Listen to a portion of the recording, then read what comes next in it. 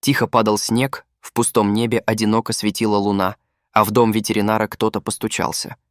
Она читала книгу и еще не спала. Сначала она испугалась стука, в такое позднее время приходят только с плохими новостями. Она быстро одела тапочки, накинула платок и взяла свечу в руки. Стук повторился еще громче и настойчивее.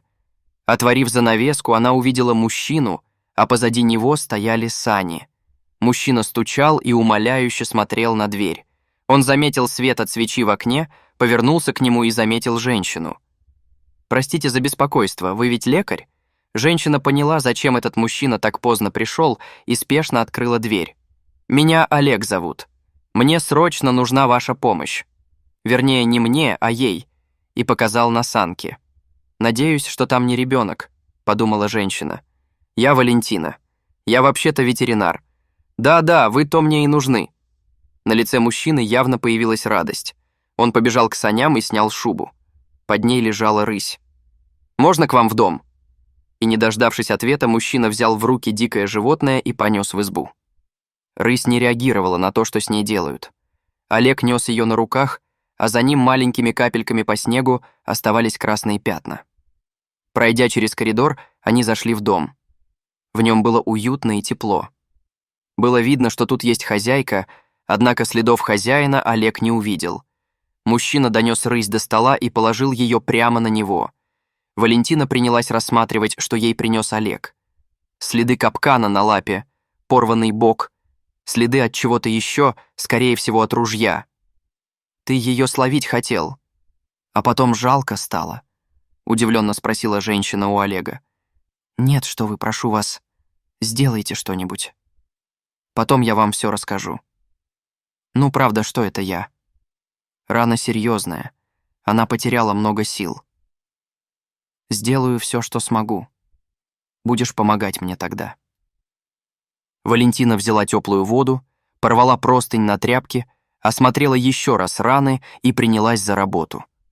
Она то и дело просила у Олега подать то одну вещь, то другую. Он пытался делать все быстро, но руки его не слушались. Он слишком сильно переживал за это животное. Неожиданно Валентина попросила нагреть ножницы. Олег послушно выполнил ее просьбу. Когда все было готово, она взяла их и начала доставать из бока рыси что-то блестящее. Она достала пулю и положила на блюдечко. После этого Валентина перевязала рысь и, насколько это было возможно, напоила отваром из целебных трав. Рысь была очень слаба. После того, как дело было закончено, Валентина разрешила мужчине подойти к дикой кошке. Олег погладил ее по макушке, наклонился, что-то пошептал над ее головой и перекрестил. «Я сделала все, что было в моих силах. Теперь дело за ней. Захочет она жить. Выкарабкается. Я все удивляюсь, как это вы меня нашли? Ведь я единственная, кто мог вам помочь. Тут поблизости нет ни врачей, ни лекарей. Еще бы небольшое промедление, и не стало бы вашей кошки. Ну а теперь рассказывай, как все произошло». Она сделала чай на травах, Олегу добавила ромашки, а то было видно, как он нервничает. Они сели за стол, и Олег сделал глоток. Горячий чай с ромашкой, его любимый. И как она угадала, ему сразу стало лучше. Уютное кресло, чай, слова Валентины о том, что рысь поправится, все это позволило Олегу расслабиться. Он посидел минуту, а потом начал свой рассказ. «Живу я в старом домике, в лесу. Наверное, от лесника он остался. Живу там с тех пор, как от людей ушел. Не смог я жить среди них. Все злые, врут и обижают. А как жены не стало, я и подался в лес. Сначала ходил гулять, и в одной из прогулок я наткнулся на эту избушку. Она была в плохом состоянии, но если посмотреть на нее с другой стороны, то можно было найти плюсы. Бревна хорошие, крыша почти целая, внутри рабочая печь. Я рукастый мужчина, для меня не составило проблем привести ее в божеский вид. Подумал я, да и решил жить здесь.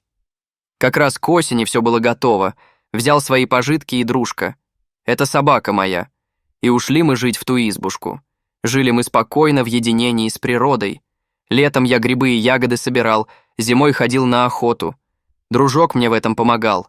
И вот в один из дней дружок ко мне не вернулся. где я его только не искал, звал, переживал. Но не суждено нам было больше увидеться. Это я уже потом подумал. Может, на волка нарвался или на медведя, хотя волков тут никогда не было. Пару недель спустя я начал замечать следы, человеческие. Затем мне стали попадаться капканы. Я сразу понял, что нехорошие люди здесь ходят, браконьеры. Думаю, что и мой дружок к ним в капкан попался. Я эти ловушки и капканы портил специально, а те, что испортить было нельзя, уносил с собой в избу. Так продолжалось какое-то время, пока в один из вечеров я не услышал хруст. Знаете, как будто что-то упало за окном. Я отложил свои дела и вышел посмотреть. Недалеко от крыльца в куче снега лежала она, и он показал на рысь. Я подошел, чтобы посмотреть. Было видно, что она сильно пострадала. Следы от капкана, рваный бок. Видимо, там были еще и собаки. Рысь из последних сил поднялась и, шатаясь, пошла в сторону моего дома, оставляя за собой след. Она подошла к нему и упала. Видимо, потратила последние силы. Какое же умное животное решило укрыться у меня. Но что я мог сделать? У меня даже бинтов нет. Посмотрел я на нее, сбегал за санями, да и сюда побежал. Слышал, что тут где-то лекарь есть. Видимо, чутье какое-то привело меня к вам. Так они проговорили до самого утра. Он рассказывал ей о своей жизни, а она о своей. О том, что она всю жизнь проработала ветеринаром, лечила животных, о том, как ее бросил муж с маленькой дочкой на руках, и как она сама ее вырастила и отправила в крупный город ради достойной жизни. Валентина была хорошей, доброй женщиной, но немного несчастной. Ей хотелось мужского плеча и дарить кому-то уют и тепло. Утреннее солнце показалось в окне и осветило избушку. Валентина пошла проверить, как там ее подопечная. Рысь пережила самый сложный период — первую ночь. Значит, есть тяга к жизни, значит, все будет хорошо.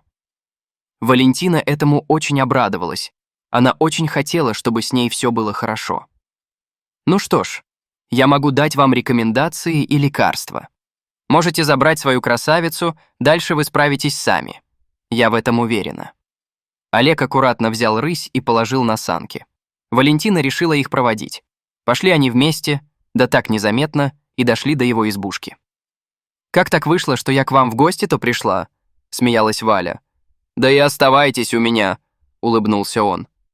Удивительно, что эта мысль не показалась Валентине безумной, ведь бывает так на свете, что два одиноких сердца вот так вот просто могут найти друг друга. Но они не знали, что в это время, пока Валентина была у Олега, к ее дому подошли два мужика, у одного из которых была сильно ранена рука.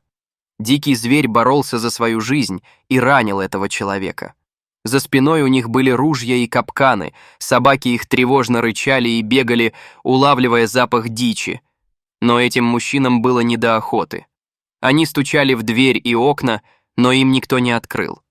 Ведь единственный врач, которого они могли бы здесь найти, ушел. Дорогие зрители, если вам понравилось это видео, то ставьте лайк и подписывайтесь на наш канал. До свидания.